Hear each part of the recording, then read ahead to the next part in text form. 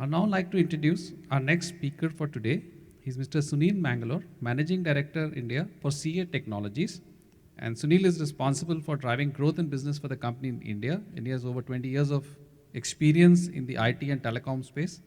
And prior to his current role, was the CEO at Datacraft. He has earlier held executive positions at Sprint RPG and Godrej and Boys. Sunil has a degree in electronics and communications from the Government College of Technology, Coimbatore, and is an MBA from IIM Calcutta. So please welcome on stage Mr. Sunil Mangalore, who will be speaking about delivering innovation and differentiation in the application economy.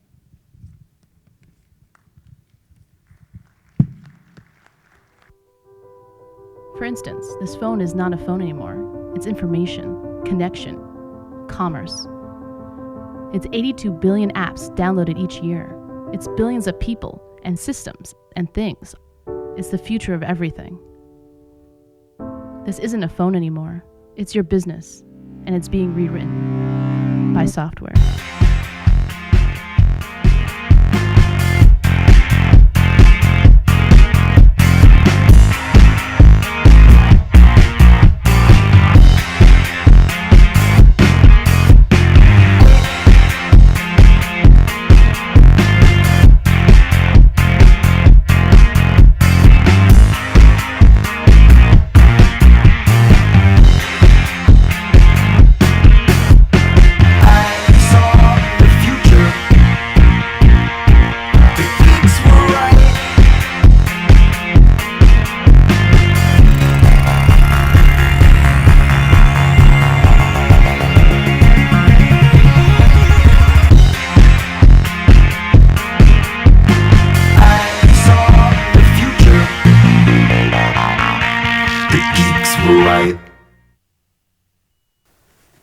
Good morning.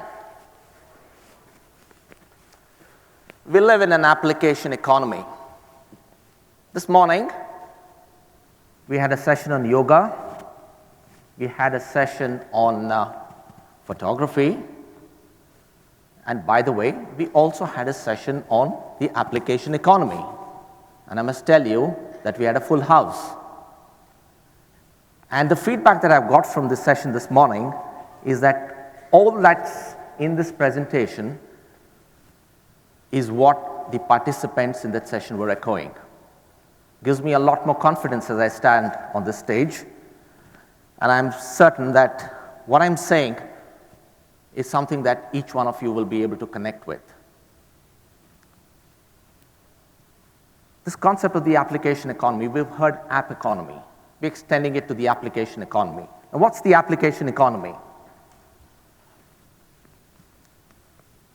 It's the apps, it's powered by the apps that run on the mobiles,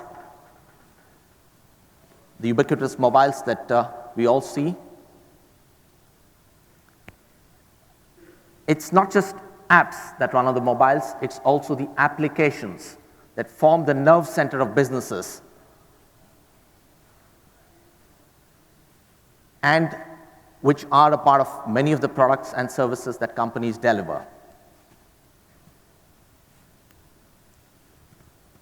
In the next 20 minutes, I'll tell you how you can lead, create value, and grow in the application economy. Now, this application economy, it's not going to be a gentle evolution. It's going to be a complete transformation in the way you do business. It's going to impact not just business, it's going to impact society, and it's going to impact lives. I'll tell you how you can harness applications to create new markets, new delivery channels, create innovation in your business. We did a survey of about 1,400 business leaders across the world. And more than 50% of them said that the application economy is real, that the application economy is disrupting their industry, and more than 40% said that the application economy is even impacting their business and their company. The other feedback that we got from the survey was that there is a 25% increase in investment that is warranted by this application economy. And about 30% of them said that there is pressure on them and their business to acquire new skills, particularly skills with respect to software development. And the overwhelming feedback across all the participants in the survey was that there is pressure to build new applications.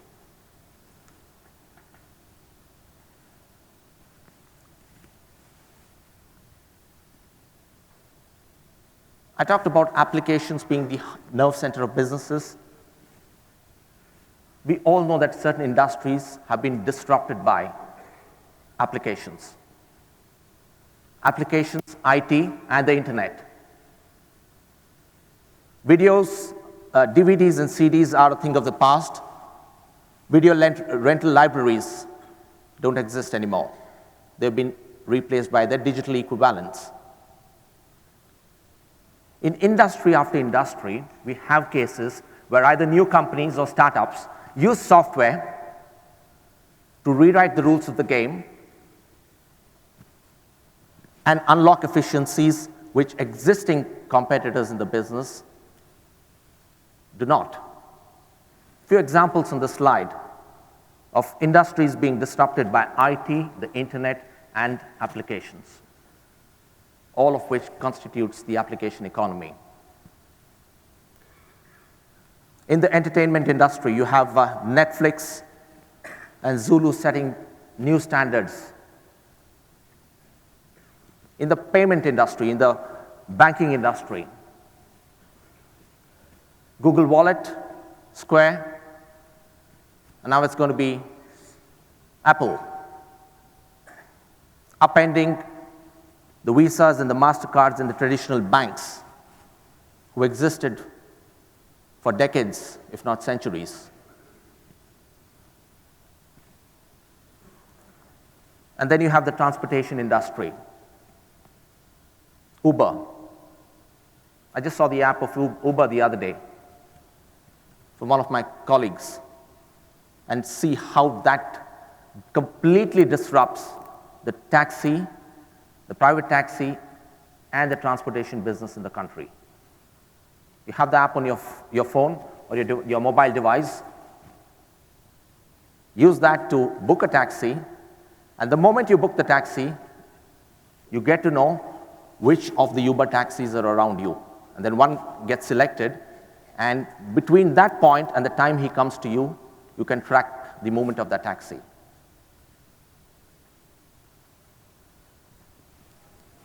The hotel industry, HomeAway, Airbnb, examples of new competitors, startups, shaking traditional businesses, the Marriotts, the Hiltons, the Hyatts of the world.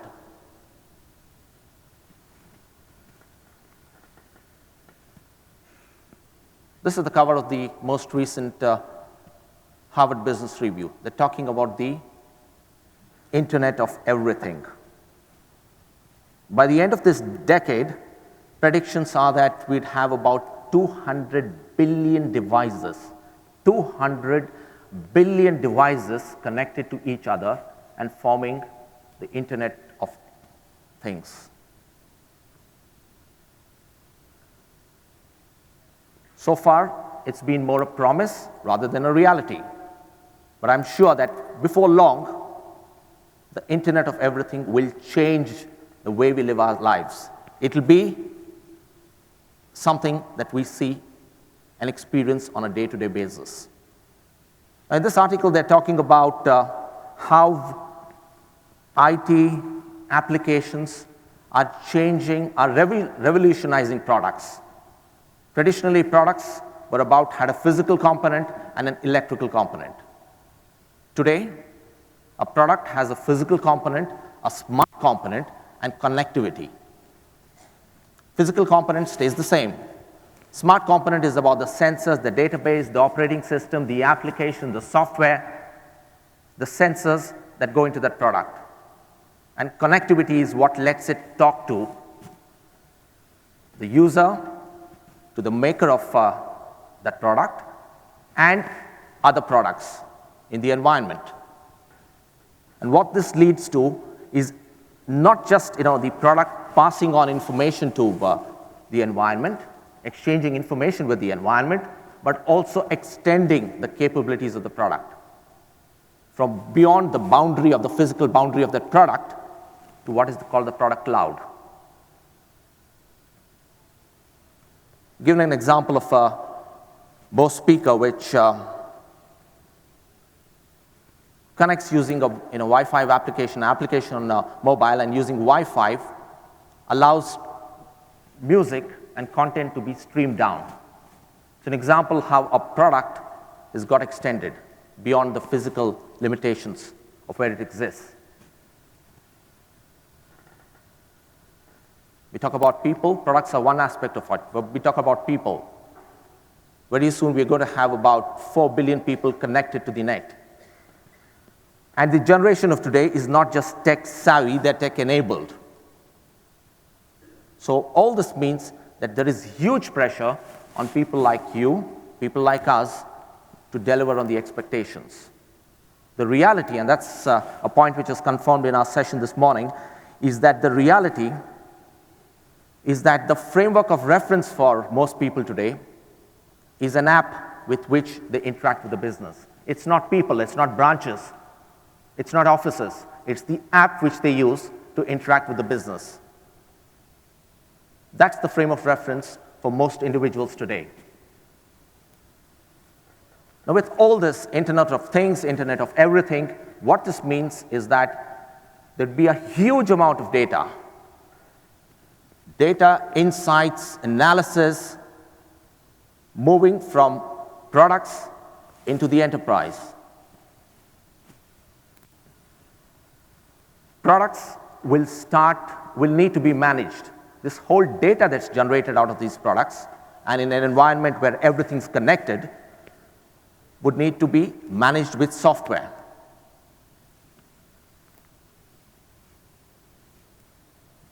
About 10 years back, Mark Andreessen, the founder of Netscape, had said, software is eating the world. How right he was.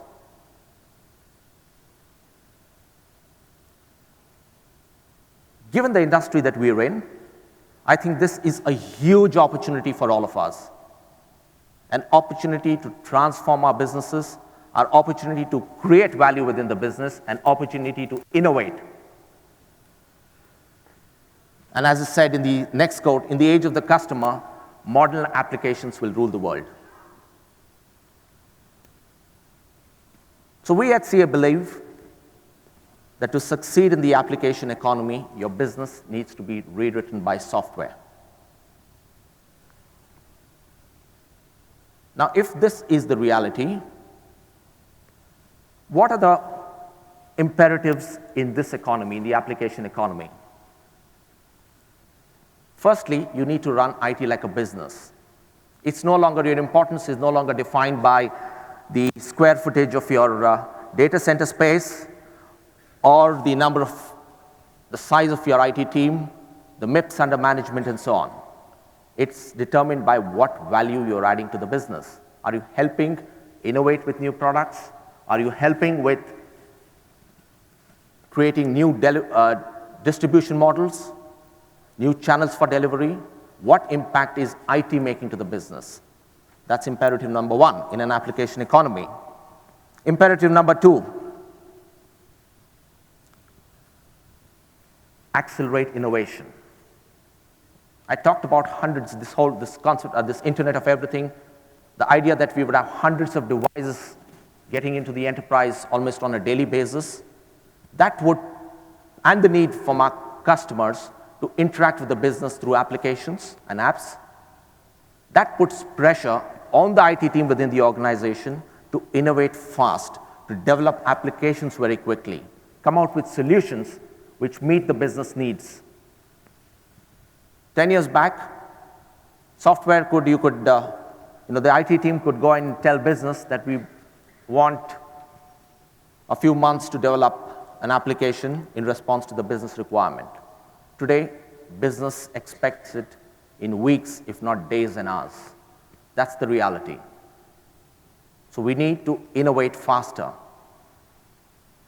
And then finally, given that there is a proliferation or explosion of devices and new devices coming in, the concept of BYOD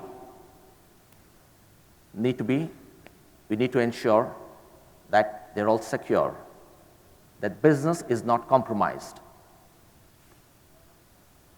We all know that one wrong instance of a security breach on the network can get your organization on the front pages of the newspaper. And we've had instances in the recent past where CEOs of multi-billion-dollar corporations, not the IT heads, have got fired because of security breaches. So if these are the three imperatives, what are the processes that you would need to follow in your organization? I said, first imperative I said is treat IT like a business. Make IT more relevant to business. All of which means that you need to very carefully analyze the investments you're making in your business. Ensure that the money goes in a way which gives you maximum bang for the buck. In a way where the investments translate into direct impact on the business. So it's important to analyze your investments. You also need to ensure that the entire user base, which is the power users within your organization, plus the people within the CEO suite, are supported. And supported in a way where you have clear visibility of the underlying IT infrastructure.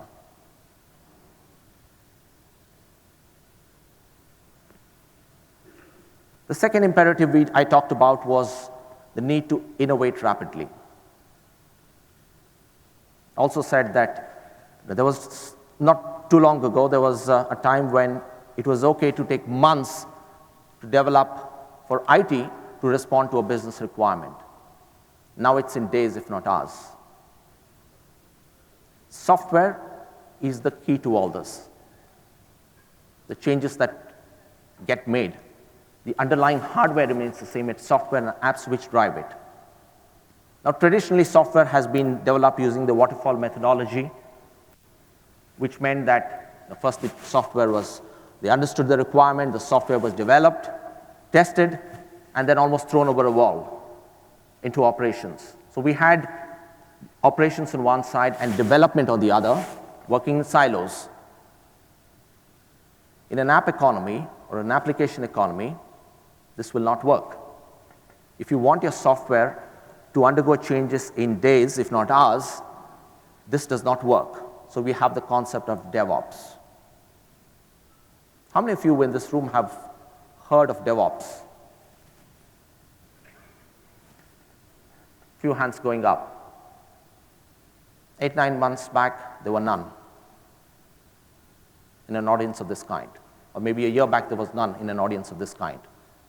So we have this whole concept of DevOps, which is development and operations, not working in silos anymore, but taking an integrated approach.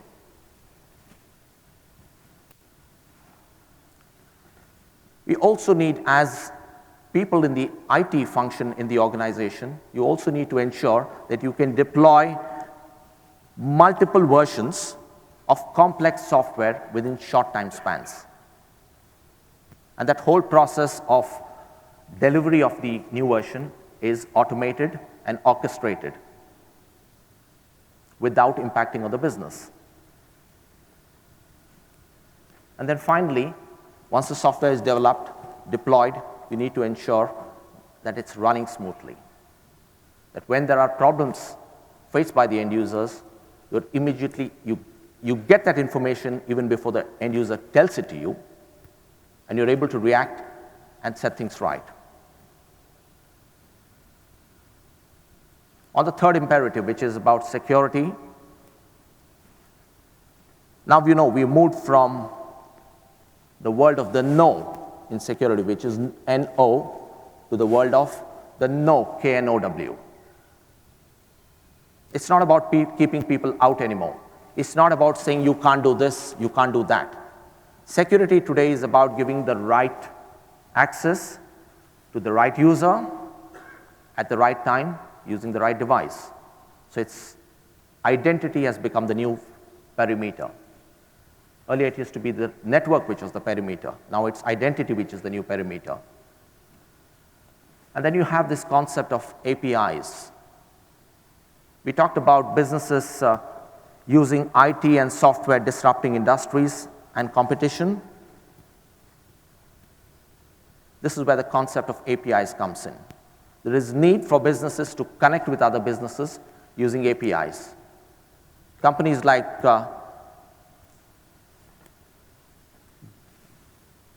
Google and Facebook,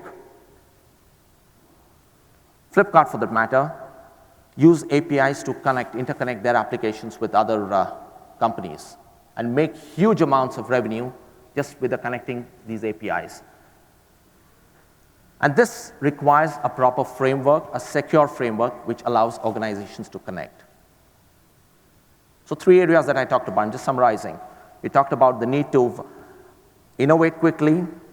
We talked about the need to manage all the IT environment and for IT to be a part of business. And then finally, we talked about security.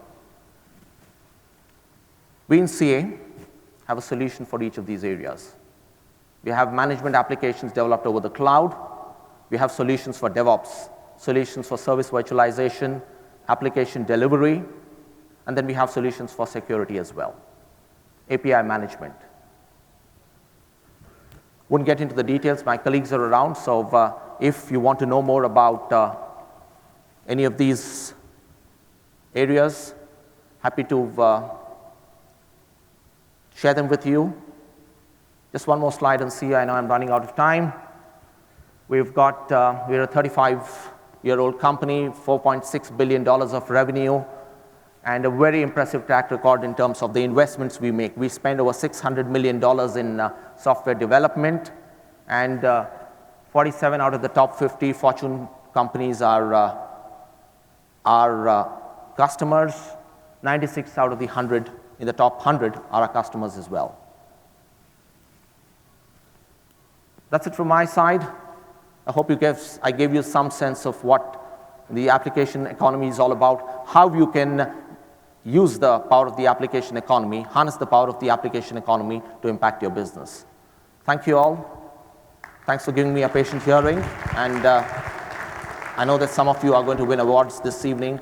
In advance, congratulations to those of you who are getting awards, and congratulations to all those of you who are in this room, because I know this is an august audience, the best IT minds in the country, and just by virtue of your being here, I was just speaking to someone this morning and I said that just by virtue of their being here, they are winners. So thank you all, and congratulations to you. Thank you, Sunil, for that very insightful talk on where we are going with the application economy. I'm sure we all found it very interesting, and some people will catch up with you later.